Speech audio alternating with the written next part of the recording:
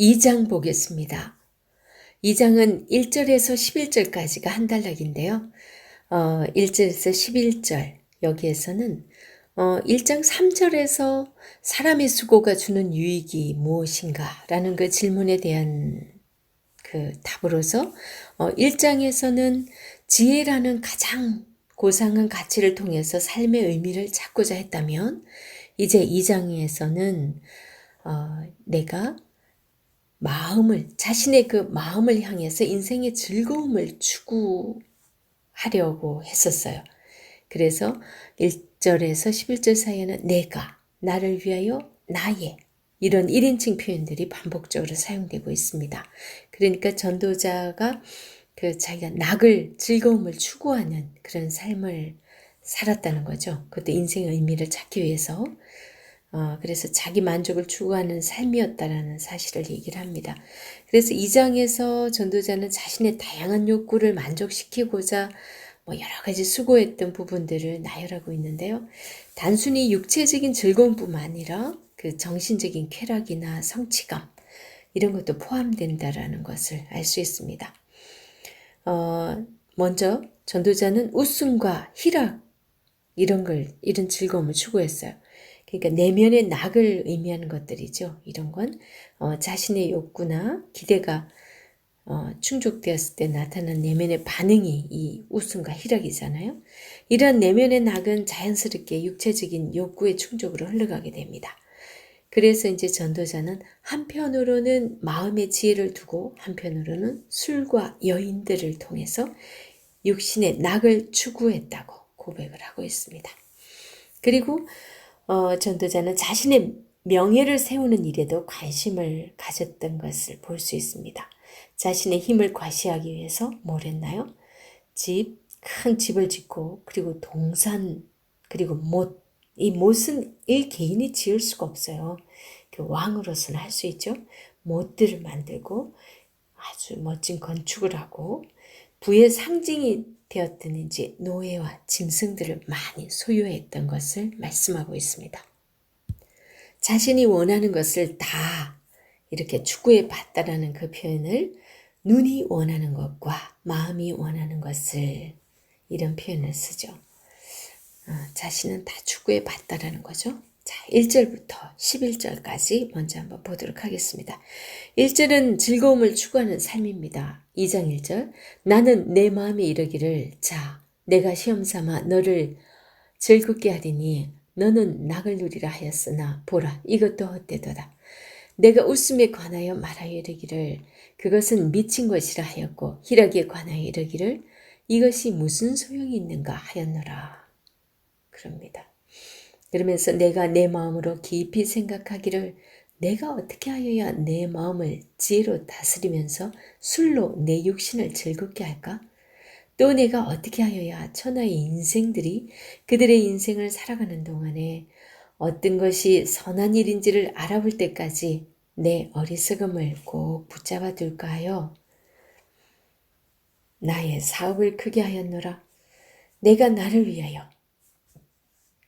집들을 짓고 포도원을 일구며 여러 동산과 과원을 만들고 그 가운데에 각종 과목을 심었으며 나를 위하여 수목을 기르는 살림에 물을 주기 위하여 못을 팠으며 남녀 노비들을 사기도 하였고 나를 위하여 집에서 종들을 낳기도 하였으며 나보다 먼저 예루살렘에 있던 모든 자들보다도 내가 소와 양떼의 소유를 더 많이 가졌으며 은금과 왕들이 소유한 보배와 여러 지방의 보배를 나를 위하여 쌓고 또 노래하는 남녀들과 인생들이 기뻐하는 처첩들을 많이 두었노라. 천명둔 거 아시죠? 내가 이같이 창성하여 나보다 먼저 예루살렘에 있던 모든 자들보다 더 창성하니 내 지혜도 내게 여전하도다. 무엇이든지 내 눈이 원하는 것을 내가 금하지 아니하며 무엇이든지 내 마음이 즐거워하는 것을 내가 막지 아니하였으니 이는 나의 모든 수고를 내 마음이 기뻐하였습니다. 이것이 나의 모든 수고로 말미암아 얻은 몫이로다.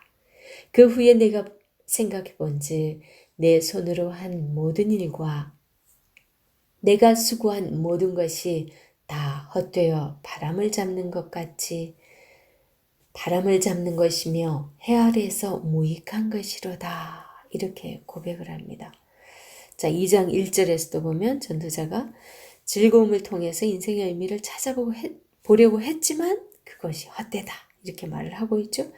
이것이 이제 또 11절에도 또 그 수고한 모든 것이 헛되어 바람을 잡는 것이로다. 이렇게 표현을 하고 있습니다. 그러니까 2장 1절에서 11절 이건 한 단락인데 시작과 끝이 수미상관 구조로서 모든 것이 헛되다라는 결론을 내리고 있습니다. 자기 만족을 위해서 추구했던 모든 것이 헛되다라는 거죠. 그러면 그 중간에 3절에서 10절에는 뭘 얘기하고 있냐면 그 사이에는 전도자가 스스로의 만족을 위해 추구했던 모든 일들을 얘기하고 있습니다. 그렇게 생각하고 보시면 훨씬 이해가 잘 될 겁니다.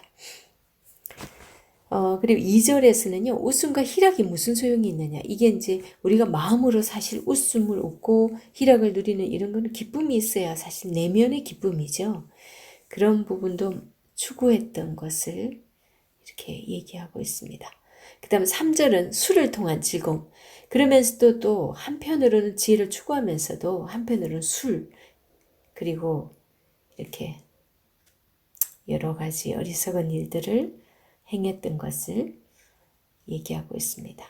3절에서 사용된 지혜와 술, 그리고 선과 어리석음은 결코 함께할 수 없는 것들이에요. 사실 그죠? 지혜 있는 자는 술을 가까이 하지 않아요. 그리고 선을 추구하는 사람은 어리석은 행동을 하지 않습니다. 사실 결코 함께할 수 없는데 이 전도자는 자기는 그렇게 그것도 다 추구해 봤다라는 거예요. 그거부터가 잘못됐죠. 잠언 23장 29절에서 35절을 보면요. 술에 대해서 창세기의 죄악과 연관시켜서 말씀하고 있는 부분들이 있습니다. 꼭 한번 읽어보세요. 23장 19절에서 21절 한번 읽어보면 술이 뱀과 같이 쏠 것이요. 이렇게 말을 합니다. 지혜 있는 자는 결코 술을 가까이 하지 않는다는 거죠. 그러나 전도자는 이 둘을 모두 그의 인생 가운데 시험해 보면서 인생에 어떤 의미가 있는지 찾아보겠다고 스스로 노력해 봤다라는 거예요. 이러한 모순적인 표현들은 인생의 의미를 찾고자 했던 전도자의 시도가 그 근본적인 출발점에서부터 잘못됐다라는 걸 알 수 있습니다. 그럼 우리가 하나님의 자녀들이 아유 그래야 내가 한번 다 즐겨봐야 될 거 아니냐. 탕자가 돼봐야 아버지 집이 얼마나 귀한지 아버지 사랑이 아버지의 그 은혜 가운데 있는 것이 얼마나 그게 귀한 건지 알지. 이러면서 탕자가 돼보겠다고 하는 거는 아무것도 얻는 게 없습니다. 아, 나 헛되구나. 바람을 잡으려는 것이구나. 여기에는 아무 기쁨이 없구나. 그밖에 못 얻겠죠. 그리고 4절에서 8절은요. 부와 명예를 추구하는 삶을 노래하는데요. 이제 내적인 즐거움과 술로 대변되는 육체적인 즐거움을 모두 시도한 후에 이제 이 전도자가 뭐랍니까? 그의 관심을 부와 명예에다 돌립니다. 그죠? 그러니까 자기의 그 부를 자랑하기 위해서 엄청난 집을 지었죠. 솔로몬이 13년 이상 걸쳐서 집을 지었던 거 알죠? 하나님의 궁전은 몇 년? 7년 지었는데 자기 집은 거의 배나 되는 시간을 투자해서 지었습니다. 그 다음 포도원, 동산, 과원, 못, 노비, 짐승들, 보물들, 여인들, 처첩이 천명. 세상에 고대 근동 왕의 부와 위엄을 자랑하기 위해서 해볼 것 다 해본 거예요. 솔로몬 왕이. 그 이제 4절에서 8절 이제 그런 얘기를 하고 있습니다. 그 중에서 4절은 집과 포도원 그 부분을 얘기하고 있고 그 다음 5절에서 6절은 동산과 과수원, 못 이런 것만 보더라도 개인이 할 수 있는 일들이 아니에요. 물론 동산, 과수원 정도는 할 수 있겠죠. 근데 못을 자기를 위해서 수로를 건설하고 이런 걸 할 수 있을 것 같아요. 그거는 왕이 아니면 할 수가 없습니다. 한 나라 그 사업 그 계획을 세워야만이 그걸 할 수 있는 게 수로 건설 이런 쪽입니다.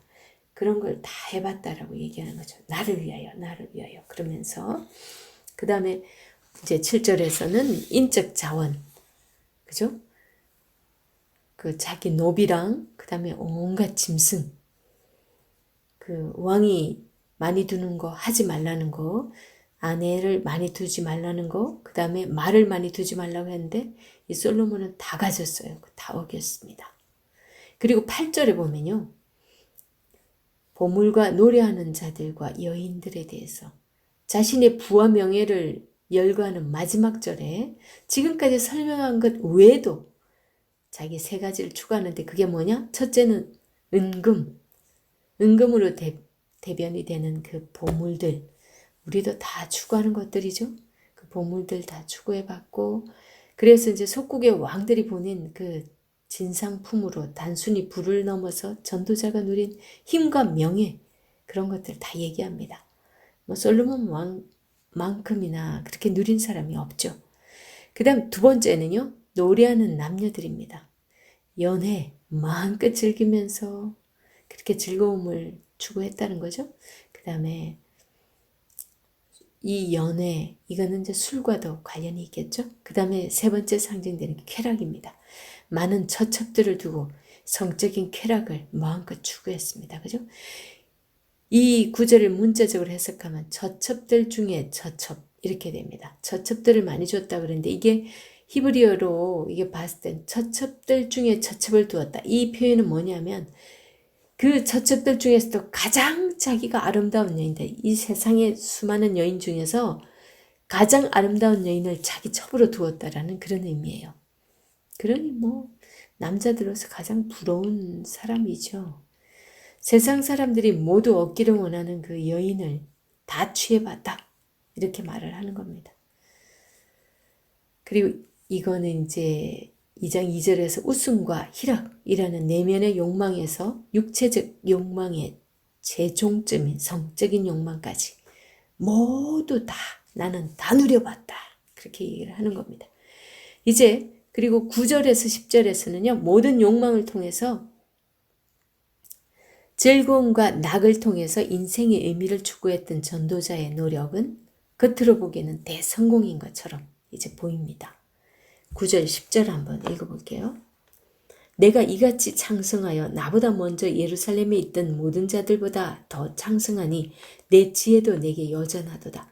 무엇이든지 내 눈이 원하는 것을 내가 금하지 아니하며 무엇이든지 내 마음이 즐거워하는 것을 내가 막지 아니하였으니 이는 나의 모든 수고를 내 마음이 기뻐하였습니다. 이것이 나의 모든 수고로 말미암아 얻은 몫이로다. 그렇게 얘기를 합니다. 자신의 눈이 원하는 것을 금하지 않았다. 정말 참 만약에 우리가 눈에 보는 거, 생각하는 거, 이 모든 원하는 걸 다 막지 않고 자기 맘대로 할 수 있다면 어떻게 될까요? 저는 이 말씀을 보는데 갑자기 김정은이 모습이 떠오르더라고요. 자신의 눈이 원하는 거, 마음으로 원하는 거, 모든 욕망을 맘대로 다 취하며 살았겠죠. 그러니까 그런 모습이 되었습니다. 이런 고백은요, 독자들로 하여금 창세기의 선악과 앞에 서 있는 최초의 인류를 우리가 떠올리게 합니다. 그죠? 하나님께서 모든 걸 사실 다 허락하셨거든요. 그런데 동산 중앙에 있는 선악과만큼은 따먹지 말라 그랬단 말이에요. 그럼 동산 중앙에 있는 그 선악과 의미가 뭘까요? 우리 인간에게 하나님을 기억하라는 거예요. 내가 원하는 거 하나님께서 다 주셨어요. 필요한 거. 그런데 창조주 하나님을 기억하고 피조물로서 마땅히 하나님과 약속을 기억하고 하나님 앞에서 살아가라는 거죠. 그걸 거부한 것이 선악과를 따먹은 사건입니다. 왜 저건 못하게 해? 자기 맘대로. 그러니까 범하지 말아야 될 선까지 범해버림으로 인해서 인간은 이렇게 정말 모든 노력하는 것조차 헛된 그런 인생이 돼버렸고 수고하여 피곤한 인생이 돼버린 겁니다. 그래서 10절에 이것이 나의 모든 수고로 말미암아 얻은 몫이로다 이런 표현을 씁니다. 이 구절은 완료형입니다. 그래서 과거의 어느 시점에 이와 같이 생각했었다는 점을 강조하고 있는 거죠. 이러한 회고적 표현은 11절에 그 후에라는 표현에서 더욱 강조되어 나타납니다. 11절 그 후에 내가 생각해 본즉 내 손으로 한 모든 일과 내가 수고한 모든 것이 다 헛되어 바람을 잡는 것이며 해 아래에서 무익한 것이로다. 이렇게 얘기를 합니다. 이러한 10절의 착각은 잠시였죠. 그 후에 인생을 되돌아보면서 생각해 보니까 이 세상에 인생의 낙을 통해서 삶의 의미를 찾고자 했던 그 자신의 시도는 아무런 유익도 없었다는 것을 이제 발견하게 됐다는 거죠. 그래서 그 후에 이 원어적인 의미가요. 내가 돌아보니 이런 표현입니다. 이는 시간과 장소의 이동의 그 후에도 다시 그 이전의 상태를 되돌아보고 회고하니까 정말 진짜 반성이 된다. 정말 내가 왜 그렇게 살았을까? 이렇게 느낀다는 거죠. 그래서 11절은 전도자가 육신의 정욕을 따라 삶의 의미를 찾고자 했던 행동의 결론으로 이렇게 나타납니다. 핵심적인 단어들을 해 아래서 수고, 헛되어, 바람을 잡으려는 것 이런 단어들을 1절에서 11절 사이에 다 사용을 하고 있습니다. 그죠? 이런 걸 사용함으로 인해서 진정 우리가 이러한 인생의 낙을 추구하였던 그 삶이 결국은 헤벨이라는 사실을 말씀해주고 있습니다. 그리고 12절에서 26절이 한 단락인데요. 12절에서 17절은 죽음의 문제를 다루고 있어요. 그리고 18절에서 23절은 미래의 불확실성, 다 우리 인간의 한계들이죠. 이런 문제를 다루고 있는데, 그리고 24절에서 26절은요, 전도자가 삶의 의미를 찾고자 했던 그 시도들에 대한 결론, 그렇게 시도를 했는데 결론은 이렇더라. 이런 얘기를 하고 있습니다. 1절에서 11절에서 자신이 이룬 부와 명예가 이전에 어떤 사람보다도 크다라고 자랑했던 그 전도자가 이제 죽음 앞에서 지혜자나 우매자가 동일함을 자기가 발견을 한 거예요. 이것도 또한 삶의 한계이며 자신의 계획대로 할 수 없는 헤매림을 또 고백을 하고 있습니다. 12절은 무슨 일을 행할까 하는 건데요. 12절 읽어보겠습니다. 내가 돌이켜 지혜와 망령됨과 어리석음을 보았나니 왕 뒤에 오는 자는 무슨 일을 행할까? 이미 행한 지 오래전의 일일 뿐이니라. 그렇게 얘기를 합니다. 12절에서 내가 돌이켜 이렇게 시작을 하고 있죠. 돌이켜라는 이 표현은요. 11절의 그 후에와 동일한 히브리어 동사로서 이전의 상황을 뒤돌아 생각해 보는 거예요. 되돌아본다라는 돌이켜본다라는 그 의미가 있습니다. 그래서 11절과 12절을 같은 동사로 시작하는 것은 1절에서 11절까지 얘기했던 그런 부분, 그 지혜에 관한 논쟁을 12절 이후에도 계속 이어가겠다는 그런 의도가 있습니다. 이제 이게 히브리어 단어가 똑같다는 것을 알 수 있죠. 이미 자신이 이룬 부와 명예가 이스라엘의 어떤 왕보다 더 크다고 그래 자랑을 했잖아요.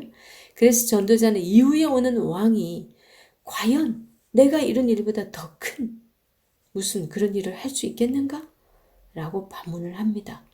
맞아요. 실제로 그 솔로몬 왕 이후에 더 큰 일을 한 사람이 거의 없어요. 그 업적으로 보더라도. 이는 자신이 소유한 지혜와 부에 대한 자신감과 함께 그를 이을 자들, 그들에 대한 자신이 행한 일들은 그 누구도 그렇게까지는 할 수 없을 거다라는 그 자신감에서 할 수 있는 고백들인 거죠. 그리고 이제 13절에서 14절에는요, 지혜자나 우매자나 한 가지란 사실을 얘기하는데 13절은 지혜가 어리석음보다 뛰어남을 자기가 이제 관찰을 해보고 이제 밝히고 있습니다. 그 관찰한 것이 내가 보니 이런 표현을 쓰거든요. 13절 내가 보니 지혜가 우매보다 뛰어남이 빛이 어둠보다 뛰어난 것 같도다. 지혜자는 그의 눈이 그의 머릿속에 있고 우매자는 어둠 속에 다니지만 그들 모두가 당하는 일이 모두 같으리라는 것을 나는 깨달아 알았도다. 이렇게 얘기합니다. 내가 보니 지혜는 어리석음보다 더 유익이 있다. 여기서 유익이라는 말을 쓸 때도 이트론. 제가 이트론이 뭐라 그랬어요? 시장에서 쓰는 그 이익, 남는 이문, 그거라고 말씀드렸어요. 이는 마치 빛이 어둠보다 유익한 것처럼 그렇다는 얘기예요. 1장 3절에 유익이라는 단어를 이것에 또 사용함으로 인해 가지고 그 1장 3절에서 무엇이 유익한가 할 때 그 유익, 그죠? 그 이트론. 그걸 똑같은 이트론을 지금 2장 13절에서 사용을 했어요. 그걸 사용함으로써 지혜가 어리석음보다는 더 큰 유익을 준다는 사실을 강조를 합니다. 그런데 14절을 보면 이러한 지혜와 우매의 차이를 뒤집는 결론을 또 제시합니다. 분명 지혜가 어리석음보다 더 유익을 주는 건 사실이지만 결말에 가서는 지혜자나 우매자나 동일한 운명을 맞이하게 되죠. 바로 그 죽음이라는 그 죽음 앞에서는 지혜자나 우매자나 동일하다는 거죠. 그 다음에 이제 15절에서 16절 읽어봅니다. 내가 내 마음속으로 이르기를 우매자가 당한 것을 나도 당하리니 내게 지혜가 있었다 한들 내게 무슨 유익이 있으리요 하였도다. 이에 내가 내 마음속으로 이르기를 이것도 헛되도다 하였도다. 지혜자도 우매자와 함께 영원하도록 기억함을 얻지 못하나니 후일에는 모두 다 잊어버린 지 오래일 것이라. 오호라 지혜자의 죽음이 우매자의 죽음과 일반이로다. 그렇게 얘기를 하고 있죠. 그 사실을 발견한 거예요. 자기가 솔직히 지혜자라고 아마 생각했을 거예요. 그죠? 왜냐하면 솔로몬에게 하나님께서 솔로몬이 부귀와 장수를 구하지 않아 하였는데 오직 그 백성을 판결할 그 지혜를 달라고, 그들을 잘 다스릴 지혜를 달라고 하나님께 구했잖아요. 그리고 실제로 전 세계적으로 많은 왕들까지도 솔로몬에게 지혜를 들으러 왔기 때문에 자기만큼 더 대단한 지혜자는 없었을 거라고 생각했을 거예요. 그런데 이제 자기도 이제 지금 이 솔로몬의 전도서가 후반기에 자기가 죽음을 앞두고서 썼다고들 합니다.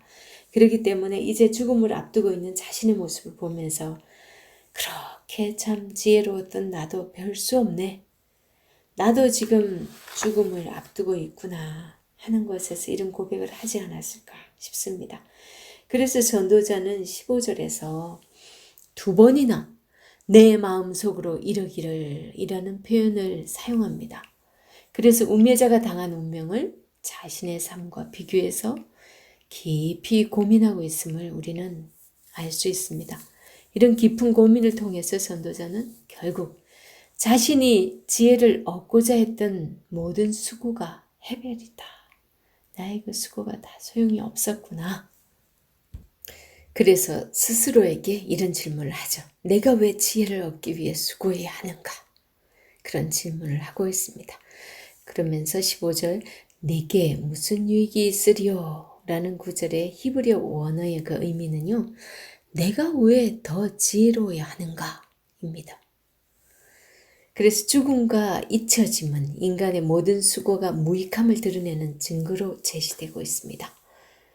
15절과 16절 함께 말씀을 드렸고요. 그 다음에 17절에서 인생은 괴로움이다. 한마디로 이렇게 얘기합니다. 17절 읽어봅니다. 이러므로 내가 사는 것을 미워하였노니 이는 해 아래에서 하는 일이 내게 괴로움이요 모두 다 헛되어 바람을 잡으려는 것이기 때문이로다. 이럽니다. 17절. 지혜자와 우매자의 동일한 운명에 대한 결론으로서 전도자는 사는 것을 미워한다라는 표현을 씁니다. 이는 생명에 대한 거부나 삶을 포기하는 자포자기가 아닌 인간의 기대와 생각대로 이루어지지 않는 삶에 대한 전도자의 불만을 토로하는 것과 같습니다. 그래서 17절에 해 아래에서 하는 일이 내게 괴로움이여 이런 표현을 쓰는 거죠. 이 여기서 괴로움이라는 이 표현이 라예요. 악하다라는 게 라거든요. 토부의 반대말이 라라고 얘기했어요. 괴로움. 이렇게 번역을 하고 있습니다. 그래서 유익을 주지 못하는 인생의 모순을 표현하는 단어가 라입니다. 하나님 보시기에 좋았더라. 토부가 아니면 라입니다. 그렇게 따지면 진짜 하나님께서 보시기에 좋았더라 라는 삶을 살 수 없다면 우리는 라의 그런 괴로운 인생을 사는 것밖에 되지 않는다는 생각이 드네요. 17절에 그 사는 것이라는 이 표현은 생명이라는 의미보다는 인생 또는 삶 이렇게 해석하는 것이 옳습니다. 실제 원어적 의미로 봤을 때 결국 죽음과 잊혀짐이라는 모든 인류의 동일한 운명 때문에 전도자는 인생은 헛되어 바람을 잡으려는 것으로 고백하면서 인간의 한계를 설명하고 있습니다. 그리고 18절에서 19절은요. 인생의 수고에 대해서 말합니다. 18절과 19절 한번 읽어보겠습니다. 내가 해 아래에서 내가 한 모든 수고를 미워하였노니 이는 내 뒤를 이을 이에게 남겨주게 됨이라. 그 사람이 지혜자일지 우매자일지 누가 알려마는 내가 해 아래에서 내 지혜를 다하여 수고한 모든 결과를 그가 다 관리하리니 이것도 헛되도다. 이렇게 얘기를 합니다. 참 이런 거 생각하면 참 그 진짜 많은 부자들이 진짜 먹지 않고 입지 않고 고생해서 그거 자식들한테 물려줬는데 그 자녀들은 그 재산 많은 걸 호랑방탕하게 그야말로 막 마약하면서 막 인생을 즐기는데 오히려 인생 다 망가지고 가정 다 파괴되고 그러면서 허비하는 그런 삶을 사는 모습이 떠오르네요. 그리고 제가 아는 어떤 분은 그 정말 구두쇠처럼 자녀들에게도 정말 인색하면서 그렇게 꽁꽁 모아놓고 돌아가셨는데요. 그분이 집에서도 매덕이나 현금이 발견되고 그리고 그분 재산이 엄청난 몇십억의 재산을 남기고 죽었다고 합니다. 그 본인은 하나도 누려보지도 못했고 자녀들에게도 주지 못한 그런 모습들이 참 오블랩이 되네요. 18절에서 19절의 이 말씀을 보니까. 그래서 지혜자와 우매자의 동일한 죽음으로 인해서 내가 사는 것을 미워한다라고 말하는 이 전도자가 18절에서는 내가 한 모든 수고를 미워한다 고백하는 거죠. 죽음이라는 한계 앞에서 절망하면서 사는 것을 미워한다고 고백을 합니다. 자신의 죽음 이후의 미래가 불확실한 것에 대한 불안이겠죠. 그죠? 그래서 그의 뒤를 이을 자에 대한 불확실성. 실제로 솔로몬의 아들이 르호보암이잖아요. 르호보암이 얼마나 악정을 펼쳤고 실제로 그가 백성들의 그 청을 거부하고 솔로몬 때 너무 고생했잖아요. 백성들이. 그래서 당신의 그 아버지 때 너무나 우리 고생했으니까 세금도 좀 줄여주고 좀 우리를 편하게 해달라고 했을 때 나의 엄지손가락이 부친의 허리보다 굵으니 그러면서 정갈로 징치하겠다고 그렇게 말하죠.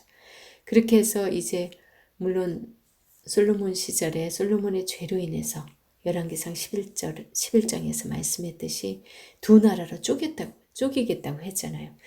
그랬던 그 약속을 르호보암, 솔로몬의 아들 르호보암 때 실제로 북이스라엘과 남유다로 쪼개지죠.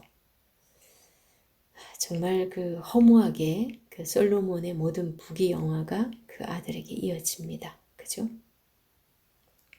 지혜자일지 우매자일지 그 뒤를 이을 자가 그 표현이 어쩌면은 그런 불안감에서 온 게 아닌가 하는 생각도 듭니다. 그래서 그 모르는 그런 현실에서 일평생 힘을 다하고 지혜를 다하여 이룬 그 부와 명예를 남기고 가야 하는 그 인생. 참으로 그 자체가 헤벨이라고 하는 것입니다. 그 다음에 이제 이게 이제 8절에서 19절의 말씀이었고요. 20절에서 21절을 제가 읽어보겠습니다. 그러므로 내가 해 아래에서 한 모든 수고에 대하여 내가 내 마음에 실망하였도다. 어떤 사람은 그 지혜와 지식과 재주를 다하여 수고하였어도 그가 얻은 것을 수고하지 아니한 자에게 그의 몫으로 넘겨주리니 이것도 헛된 것이며 큰 악이로다. 이게 그야말로 진짜 엄청난 재산을 물려줘서 그렇게 된 사람이나 때로는 자녀조차 없어가지고 그게 엉뚱한 사람한테 이렇게 흘러가는, 제가 아는 어떤 자매님이 실제로 그 자기 동생이 죽었는데 그 아주 동생의 자녀가 없어가지고 엉뚱한 사람한테로 이렇게 흘러가는 그런 얘기를 해줘서 얼마 전에 들었어요.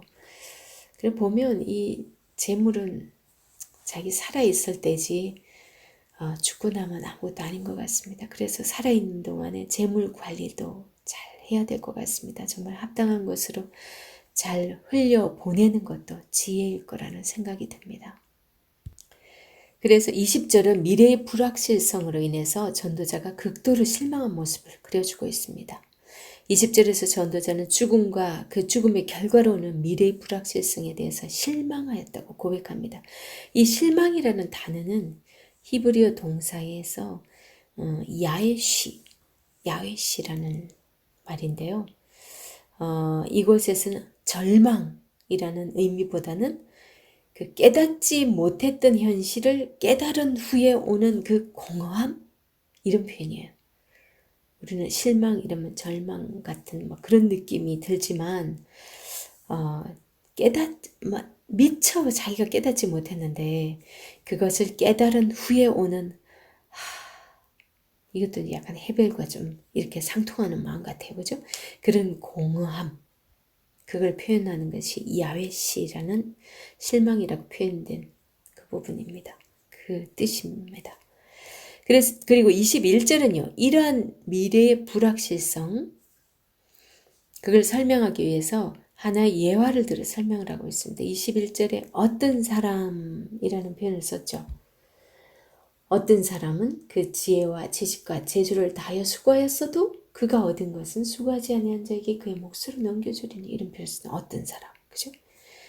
이런 이제 어떤 설정을 해서 전도자가 미래의 불확실성을 자신이나 특정한 사람에게만 적용시키는 게 아니라 모든 인류의 문제, 이 어떤 사람이란 표현을 씀으로 인해서 이런 것이 지금 이게 나만의 문제가 아니라 모든 인류의 문제다라는 사실을 지금 강조해서 말해주고 있습니다.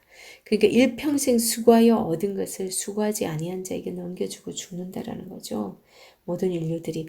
그래서 사실은 미국이나 유럽 쪽에서는 부자들이 사회에다가 많이 기부를 한대요. 기부 문화가 많이 이렇게 발달이 되어 있대요.